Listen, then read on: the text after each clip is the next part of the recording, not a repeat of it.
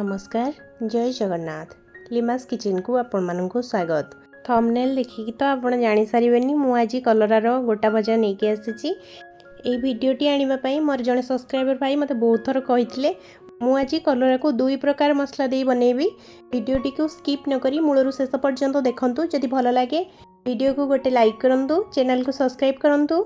चलंतु एबे आरंभ करिबा गोटा कलरा भजा। मुझे प्रथम किसी कलरा नहीं ये कलरा मो बालकनी रू तोड़ी आपण मैंने मोर शॉर्ट वीडियो रे देखी थे जे मो बालकनी रू कलरा आनी आपण मानक पई बहुत सारा रेसिपी बनई थी। मुझे प्रथम सब कलरा को भल भाव में धोई नहीं एबे ताको मझी कट लगाऊँ। देखिए आप जानीपारे जे मुझे कौली भाव में लगाऊँ यहाँ को पूरा दीफाड़ करदेवेनि ना मसला स्टफिंग सब बाहर को बाहरी जीव। ये देखिए आप जानीपारे जे मुझे जो भाई भाव में काटी आप भाव में काटतु। मुझे आपण सहित छोट छोट किसी टिप्स शेयर करी जो थे कलरार स्टफिंग जमा भी बाहर को बाहर मुझे सब कलरा तक काटी नहीं। एबे चलतु मसला प्रस्तुत करवा। प्रथम मुझे गोटे कड़े बसई नहीं से अल्प किसी तेल तेल भल भाव में गरम हो सारापर मुझे गोटे छोट साइज्र पिज मुझे पिज को चॉप कर नहीं। पिज को छोट छोट कर नवा द्वारा मसला बहुत जल्दी हो जाए था। पिज मोड़ा को बेसी टाइम लगी न था से मुझे छोट छोट कर नहीं। आपन चाहिए को छोट छोट कर काटी पारे। मुझे चॉपर कि चॉप कर नहीं। ये पिज आमर पूरा कलर चेंज हो गला। एवं से देदेबा 2 बड़ चामच सोरिष मसला। सोरिष मसलार मुझे गोटे चामच कला सोरिष अल्प किसी रसुण ता सहित गोटे सुखिला लंका ये सब को गोटे ग्राइंडर जार रे दे मु भल भाव में ग्राइंडिंग कर नहीं। चलतु से ऐड करवा किसी गुंड मसला। प्रथम मुझे गोटे बड़ चामच काश्मीरी लाल मिर्च अधा छोट चामच हलदी गुंड और अल्प किसी लुण। आपण आपणकर कलरा मसला को लक्ष्य करके लुण ऐड करेंगे। मु मो हिसाब से ऐड करी सुखा मसला को आम मसला सहित भल भाव में गोल नवा एवं सुखिला हवा पर्यंत कषा। आपण केमिति कलरा गोटा भजा करती मते जणेबे। मु किंतु ये कलरा को कंचा नहीं। कई कलरा को सिझेला तापरे मसला दे ताको भाजती। मु किंतु सब बेले कलरा को कंचा ही भाजे कहीं कलरा कंचा भाजवा द्वारा तार टेस्टा बहुत बढ़िया लगे।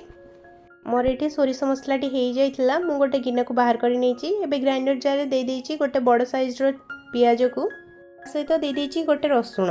से गुंड मसला ऐड करवा। प्रथम दे देछि अल्प किछि लुण। एबे से दे देछि गोटे चामच लंका गुंड अधा छोट चामच हलदी गुंड। ये सब मसला को आम बिना पानी दे ग्राइंडिंग करवा। मुझे आ गोटे कथा कहि आपड़ जदि चाहिए ताले पियाज रसुण को छेचिकी व्यवहार करेंगे। प्रथम पियाज रसुण को भल भाव में छेची ने से गुंड मसला ऐड करेंगे। मत किंतु यहाँ टी भल लगे ग्राइंडिंग कर नापाई मुझे ग्राइंडिंग कर नहीं। मोर रेडी होगला 2 प्रकार मसला। एबे चलतु किसी कलरा सोरिष मसला दे बनइबा आउ किसी कलरा को आम पियाज रसुण जो मसला बनई ताकू दे बनइबा।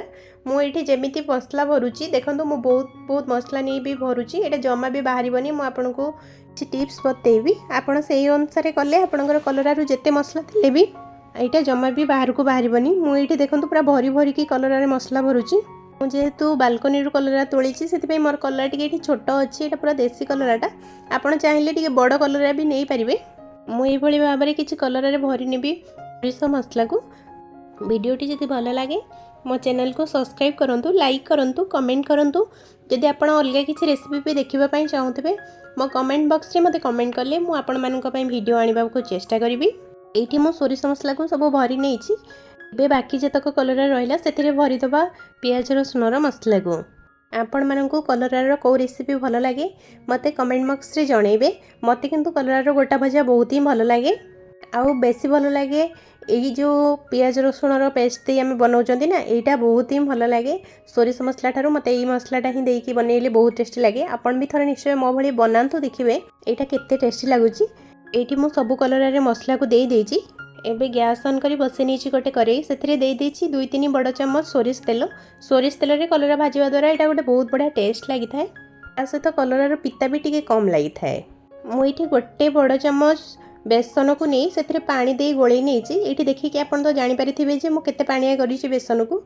जमा भी ये बेसन को बेसी बहलिया रखिए मुझे पूरा पानिया कर नहीं। कलरा को जो पट साइड्रे आम मसला लगे से पट साइड्रे ही अल्प खाली बुड़े नवा कलरा को बेसनर बेटर रे कहीं एमती कले आमर मसला जमा भी बाहर को बाहरनी अन जगह आप चाउल चूना कि कॉर्नफ्लोर भी नहीं पारे मुझे सब कलरा को दे एबे देखंतु ये देखिक तो आप जानीपे जे मोर जमा भी मसला बाहर को बाहरनी करेई कलरा को सब देलापर मुझे अल्प किसी लुण छिंची नहीं लुण छिंचवा द्वारा कलराटी आमर बहुत जल्दी सीझी जाए मुझे बेसी टाइम लगेनि तो मुझे सब कलरा को उल्टे नहीं आप देखिए जानीपे जे कलराटी मोर केते बढ़िया है जमा भी बाहर को बाहरनी कौन भी मसला ए आउ 5 मिनिट पाखापाखि एक कवर कर नवा कलरा को करेई पकईला कलरा सीझा पर्यंत आप गैस फ्लेम को लो रे ही रखु नहेले कलरा ऊपर पोड़ कि भितर जमा भी सीझबनी आप चाहिए कलरा को अल्प किसी समय पर सीझेकी नहीं पारे किंतु सीझेकी नवा द्वारा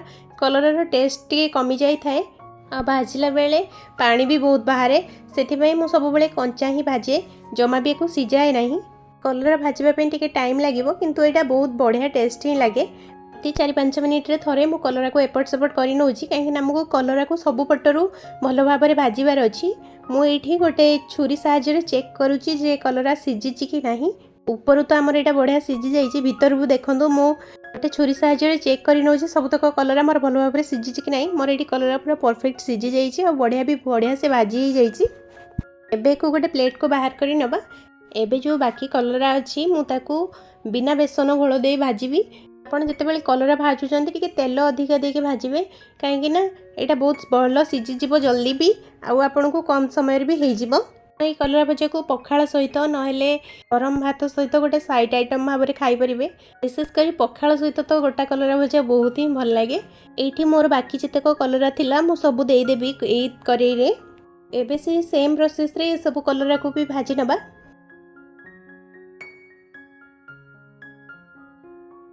ये देखो मोर कलरा पूरा सब सीझी जाइए भल भाव में मुझे गोटे प्लेट को बाहर करें वीडियोटी केमिति लगिला मतामत दबाई भूलिबे नहीं जदि वीडियोटी भल लगी थाए ताहले मो चैनल को सब्सक्राइब करूँ वीडियो को लाइक करूँ आपण भल पाइबा ही मत आगो को नहीं पारिबो मु सब बेले आपण मानक पई किछि नुआ नुआ रेसिपी एमिति नहीं आसुथिबी देखा पुणी गोटे नुआ वीडियो रे रहिली जय जगन्नाथ।